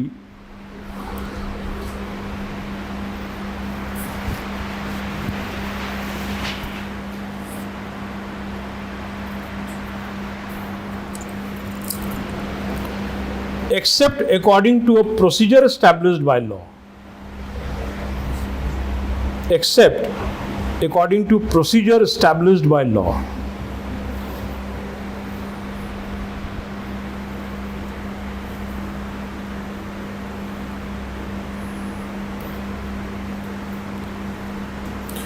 Now various Supreme Court judgments, समझ लो, various Supreme Court judgments have declared various rights within the ambit of this 21. Clear है? जिसमें right to privacy हम जिक्र किए थे, तो उसमें कौन कौन से हैं वो लिख लीजिए। हाँ बताओ। आपने पहले बताया था कि right to move outside the country is a fundamental right according to article, और इमरजेंसी प्रोविजंस में ऐसा भी है कि जब इमरजेंसी लगता है तो राइट आर्टिकल 21 लागू होता है, फंडामेंटल राइट अपहेल्ड रहता है। तो if the country is in a war-like situation and I want to move outside India, and just like me 2 crore people want to move outside India, the state will allow. देखिए, यहाँ पे क्या है कि security of the state, public morality, decency और other reasonable restrictions shall ever be there, right? And when you are talking of a war-like situation, that is not ordinary situation, that is extraordinary situation. When we have to see it from that perspective, that none of your action, the very act of moving outside, with what ulterior motive, who knows? Right? So it has to be by the machinery of the state to give you permission. And sole person responsible and answerable will not only you but also he or she who has given you that permission. So FR here doesn't mean that some of the FR are against the state, truly. Some of the against private individual, right? Where government helps you. Government helps you. So government may help you to go abroad. For example, you are losing 1 year of your studies. You may go, and there is an emergency. अभी तो हुआ था, medical students वगैरह सब थे उसमें, तो उसमें उन लोगों को ये कराया गया था जिसमें कि उन लोग लाने का था, वहाँ पे इमरजेंसी लग गई थी। तो ये तो गवर्नमेंट के हाथ में है, ठीक है। अच्छा, यहाँ पे राइट टू, अब तुम्ही को पकड़ लिया कोई और बोला कि यहाँ पे स्टेट जो है इसको कहाँ कुछ तो जी ही रहा है, अब वो पुलिस के अंडर सस्पिशन तुम्हें पकड़ लिया, किसी XYZ को पकड़ लिया और वो इंट्रोगेशन में बहुत हालत ख़राब कर दिया उसका, मारा पीटा भी। बोला हम कहाँ, तो जिंदा तो है, राइट टू लाइफ कहाँ लिए हैं इसका, छीने हम, सांस तो चल ही रहा है इसका। तो वहाँ पे बोला कि नहीं, ये right to life with dignity होगा, वहाँ पे मर्यादा से जीने का अधिकार, वहाँ सिर्फ जीने का अधिकार नहीं चलेगा, वहाँ क्या है, मर्यादा से जीने का अधिकार। तो वहाँ अगर कुछ होगा तो उसके अगेंस्ट में एक्शन लिया जाएगा, ठीक है। तो right to life with dignity पहला इसका इन्फर्ड सेगमेंट जो है वो लिखा जाएगा, पहला right to life with dignity, पहले लिखिए right to life with dignity.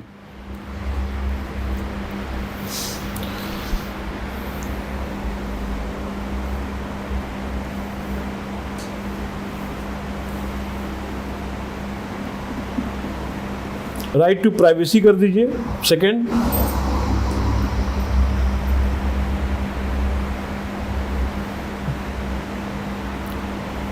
Right to sleep होगा कि नहीं, सोने का अधिकार इसमें बिल्कुल होगा, लिखिए right to sleep. Right to sleep तो राइट टू लाइफ के सबऑर्डिनेट पार्ट हो गया। हाँ हाँ हाँ, वही है right to sleep.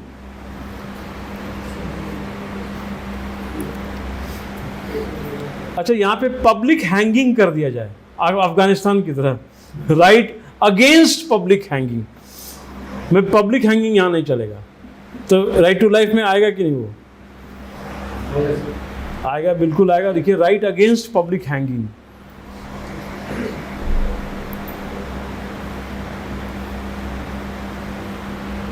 Right to travel abroad.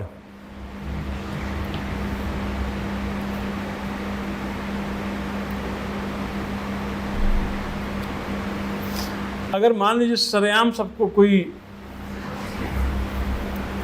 Ordinary ही आदमी है, सिटीजन है, हथकड़ी नहीं दिखाना चाहता है कि हथकड़ी लगे अब, तो क्या वो हो जाएगा इसमें?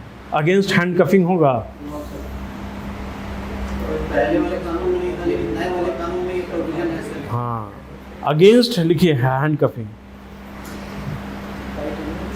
Against हैंडकफिंग, CUFFIN, हैंडकफिंग। सर लेकिन ये जो राइट अगेंस्ट हैंडकफिंग है, ये पुराने वाले कानून में ये एप्लीकेबल नहीं है जुडिशियल मजिस्ट्रेट्स के ऊपर से।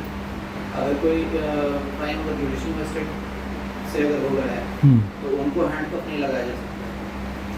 नहीं, देखो ये तो उसके वो बोलेगा कि ठीक है, हम अदालत ने फैसला दिया है, हम इसको हम कोर्ट में भी अपील कर सकते हैं, लेकिन till such I don't appeal, and that will be a reputation assassination हो जाएगा ना, कैरेक्टर असैसिनेशन हो जाएगा। It may amount to character assassination. तब तक जैसे बनता है कैरेक्टर, वैसे बाकी लोगों का भी तो कैरेक्टर नहीं, जब तक हमको आप हाईएस्ट कोर्ट ऑफ अपील से जब तक सजा ना मिल जाए, ठीक है, हम तो अपील करते रह जाएंगे जब तक वहाँ तक नहीं मिल जाए सजा। तब तक हम क्यों अपने आप को अपराधी करें? हमको क्यों सबके सामने आप बेइज्जत कीजिएगा? तो राइट अगेंस्ट हैंडकफिंग ये भी आ जाएगा। राइट टू इंफॉर्मेशन होगा कि नहीं? लिखिए, राइट टू इंफॉर्मेशन भी होगा। राइट अगेंस्ट बॉन्डेड लेबर होगा, बंधुआ मजदूरी के खिलाफ। यस सर, बिल्कुल होगा। लिखिए, right against bonded labour. Sir लेकिन वो तो आर्टिकल 23 में है ना। 23 में भी है। उसमें भी है, उसमें भी, इसमें इन्फर्ड है, उसमें डायरेक्ट है। वो अगेंस्ट एक्सप्लॉयटेशन है।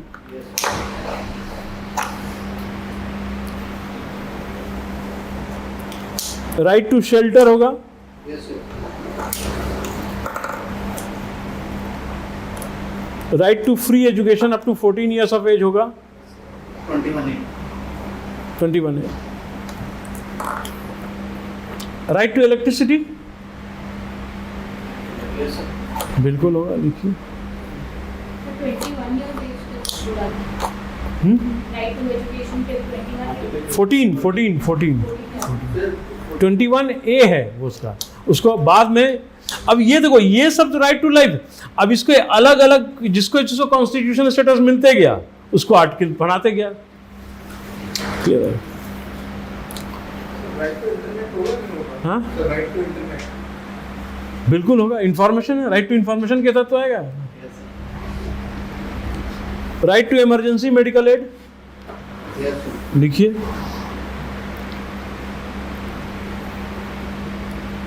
अरविंद केजरीवाल को डायबिटीज़ बताया गया है और उन्हें दवा नहीं दिया जा रहा था या फिर ज़्यादा भूखा रखा जा रहा था, तो उससे डायबिटीज़ में फ़र्क पड़ता है।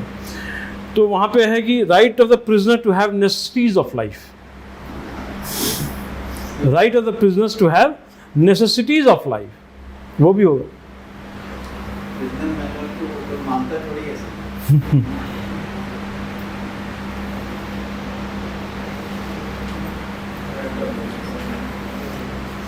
राइट टू रेपुटेशन आ गया ना, देखो, राइट टू रेपुटेशन। रेपुटेशन और कैरेक्टर में क्या फर्क है? कैसे आप समझाएंगे? बताइए आप, और आप भी बताइए, रेपुटेशन और कैरेक्टर में क्या डिफरेंस है? रेपुटेशन दूसरे लोगों के पर्सपेक्टिव में होती है। Very good, very good. What others says about me, what others opinion about me what is others' opinion about me? That is reputation. I may be having a good reputation, but not good character. Character is very intrinsic, your control. ठीक character self image होती है, हाँ self image होती है ना character. किस चीज़ की? किसी मीम का जो कैरेक्टर होता है उसका एक सेल्फ इमेज भी तो होता है। हाँ, that is born, that is a variety of factors that affects your family environment, all things. हाँ, दूसरा ये भी हो सकता है, person having a very good character may not have very good reputation. ये बात है, person may not have very good reputation but still is a good character person. Right to clean environment, हाँ, right to clean environment, बिल्कुल होगा. Decent environment. अच्छा, right of not to be driven out from the state. Right to be not driven out from the state. देश निकाला देना, भगा दिया, जाओ यहाँ से, आप नहीं कर सकते ऐसा. लिखिए, right of not to be driven out of the state.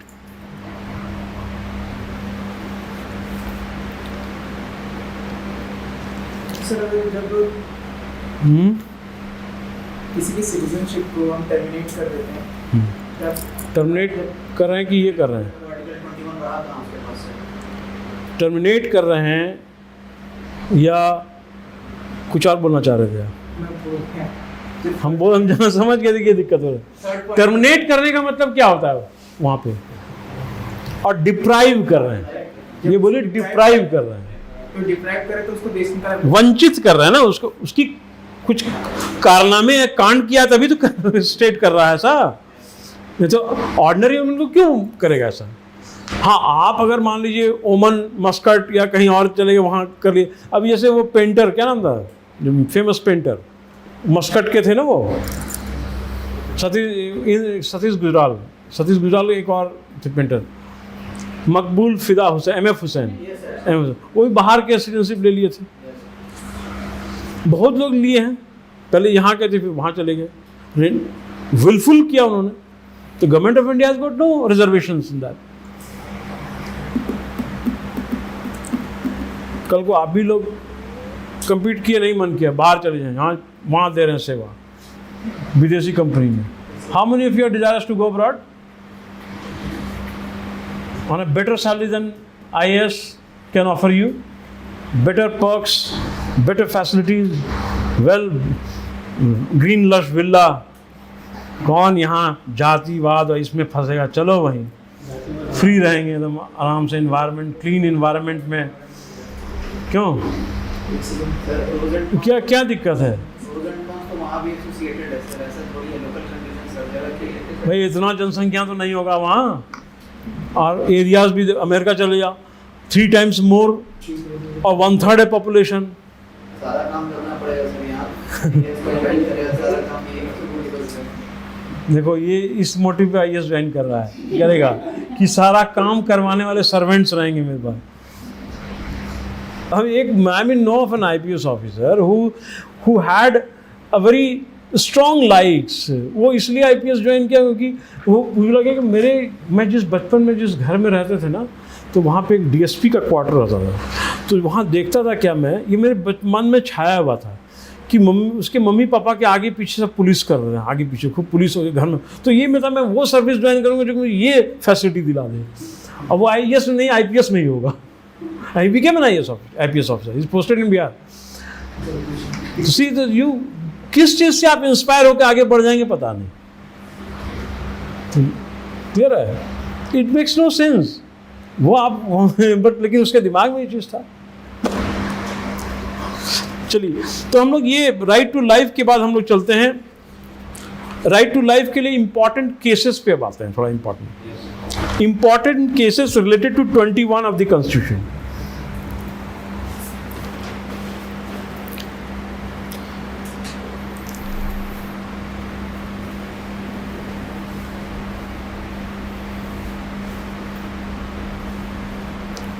इसमें जो सबसे पहला केस है वो है AK गोपालन केस 1951 का।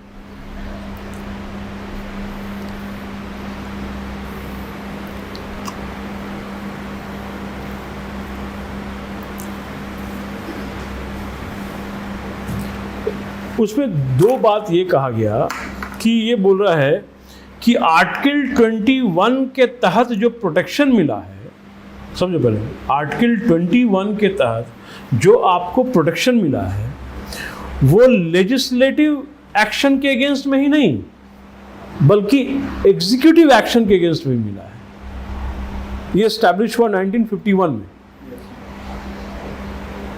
एक है कि लॉ के द्वारा आपका कोई हनन किया गया, उल्लंघन हुआ।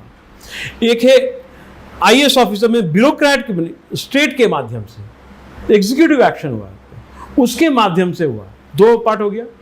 हमारा ऑर्गन स्टेट 3 है, ठीक है। एग्जीक्यूटिव और लेजिस्लेचर की बात यहाँ होगी। एग्जीक्यूटिव और अगर कोई 21 आर्टिकल में ये लिखा हुआ है from the state action the treatment protection will be given to you, so it means initially it was not established, initially only by legislative part। यहाँ पे एग्जीक्यूटिव एक्शन भी आप इंक्लूड कर दिए। ये नैरो इंटरप्रिटेशन माना जाता है AK गोपालन वाले में। तो लिखिए वहाँ पे, the supreme court in this case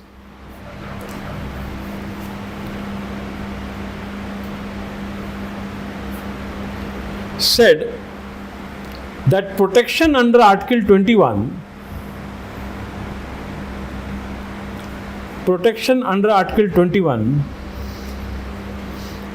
is available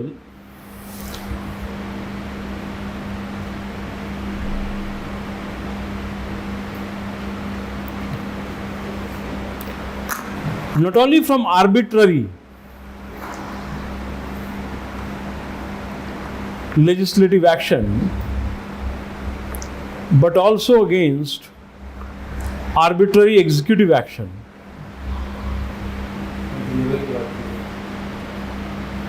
Not only from arbitrary legislative action but also from arbitrary executive action.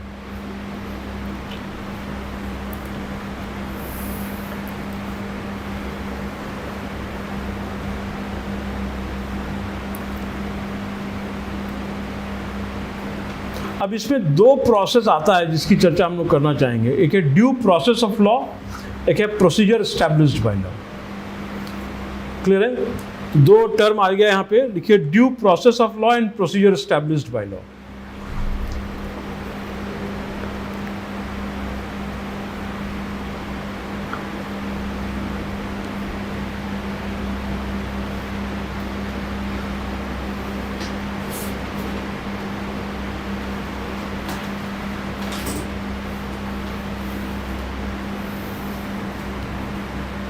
अभी जो हम लोग पढ़े इसमें कि लेजिस्लेटिव और एग्जीक्यूटिव एक्शन के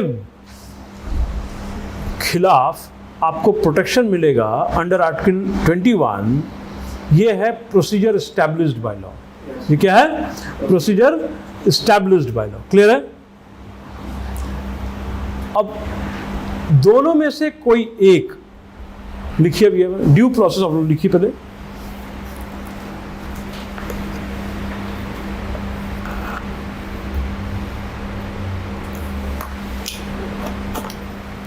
Due process of law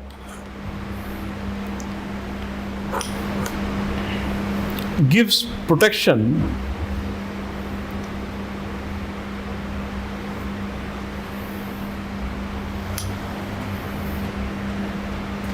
to both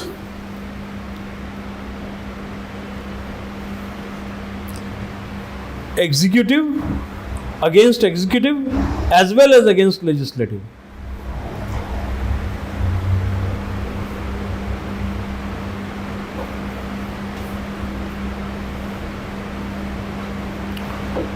Whereas procedure established by law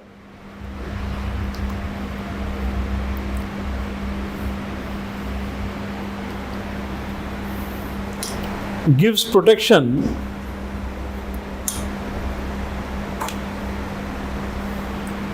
only against legislative action.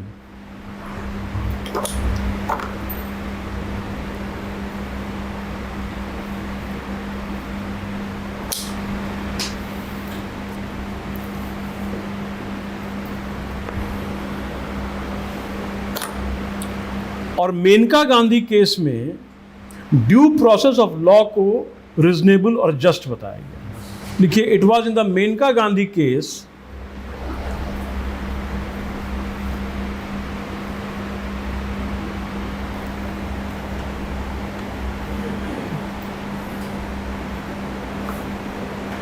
which implicitly recognized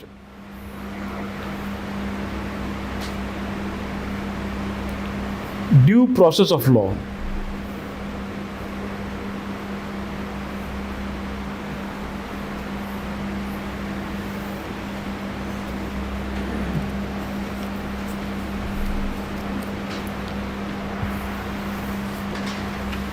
इसको एक बार पढ़ लीजिए, पूरे आर्टिकल को 22 पहले पढ़िए, 21 पूरा पढ़िए।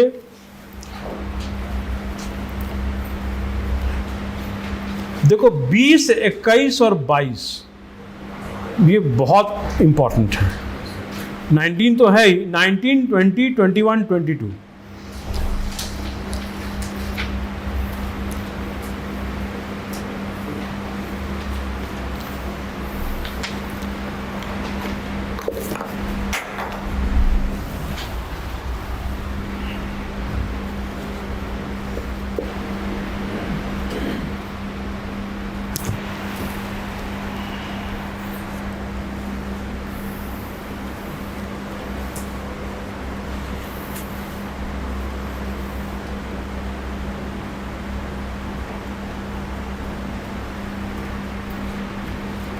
आप लोगों का कॉलेज भी चल रहा है? आपका कॉलेज खत्म हो गया? अगस्त से। कौन सा सेमेस्टर? इंजीनियरिंग, MA इन MBA इन HR?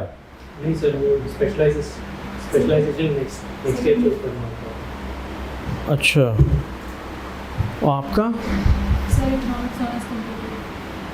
कहाँ से? Sir Shri Venkateswara college D. DU. आप क्या कर रहे हैं?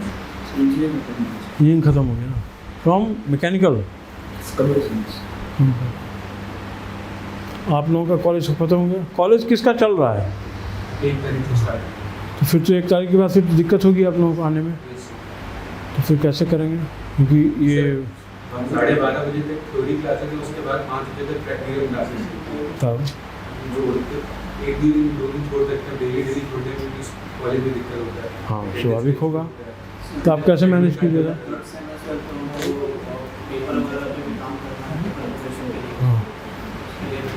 डिजर्टेशन भी लिख रहा है क्या?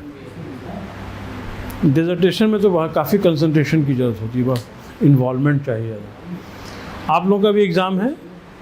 नहीं, आप लोगों का exam, you are free from the exams? Actually, I just want to know how many of you are actually free if we change time in future, let's say from first week of August, or let's say, how many of you are comfortable in that? अगर मान लीजिए कि इसको 5 से हाँ जैसे था 5 से 7 वाले में फ्री हैं, मैंने हो जाएगा ठीक। 5 से 7 वाले में तो आप लोग सब हैसल से फ्री हो जाओगे। ये एग्ज़ाम फिर जब भी होना है क्लासेस जो तो आराम से 5 से 7 आगे कर सकते हो। क्लासेस 5 से 7 है। ओ, आपका क्लास 5 से 7 इवनिंग होता है? अच्छा। आने में टाइम 5 से 7 वैसे ऑलरेडी ज्योग्राफी चल रहा है। वो तो आप लोगों का ज्योग्राफी बचा हुआ है? अभी चल रहा है। इसके बाद ज्योग्राफी। हाँ, polity is not the only one which you have to learn, not many other subjects are there. History है, पॉलिटी, हिस्ट्री हो गया? Study like that. Again, this subject is very exhaustive. 4 history है, ancient है, medieval है, modern है, world history है, और उसमें याद रखना है बहुत। जब एक बार ओखली में दे दिया सिर्फ तो उससे अब डरना नहीं है। इंटरेस्टिंग बनाइए, जितना इंटरेस्टिंग बना सकते हैं वैसा हम तो यही बोलते हैं, हर सब्जेक्ट को वैसा इंटरेस्टिंग बना दो कि एक ज़माने में ऐसा होता था कि स्कूल में जब बोरिंग लगता था कोई क्लास तो चाचा चौधरी साबू वाला किताब ना जाता, कॉमिक्स। क्यों? क्योंकि वो मैथमेटिक्स को ज्योमेट्री वाले से ज़्यादा इंटरेस्टिंग वो लग रहा था, तब ना लोग पढ़ता था कुछ लोग। तो वैसा वो करो कि जो भी हो जाए, polity, history, economy, 4 pillars of GS, उससे ज़्यादा इंटरेस्टिंग कुछ है ही नहीं मेरे लिए अभी। यही मुझे वहाँ तक खींच के ले आ सकता है, लाल बत्ती वाली गाड़ी पे। हाँ, लाल बत्ती रही सर।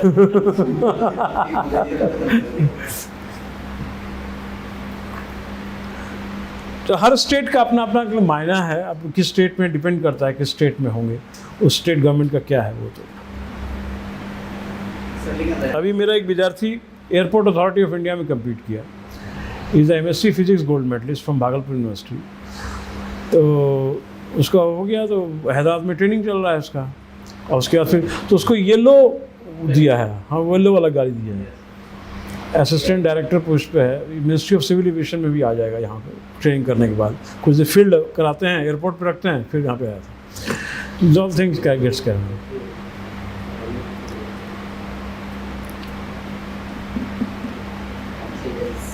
ठीक है, तो आज हम लोग यही करते हैं, इसको पढ़ लीजिएगा। अच्छा, एक मैं यहाँ पे एक ओपिनियन चाहिए कि we want to discuss some questions also. So how to take up questions? Are you comfortable to take up questions in between, और once we finish the FR part तो we can take combined questions of preamble, acts along with some of the questions we already had in weekly test, but in class also questions are likely to be discussed. So once that chapter gets completed, or in between if you want. In between, sir. In between. So from henceforth next class that will be there. Okay. तब 21-22 तक 22 तक का question आपको आएगा along with preamble and all that formative chapters. ठीक है? Clear है? ठीक है, आप लोग अभी क्लास है क्या? ओके, ठीक है, थैंक यू ऑल।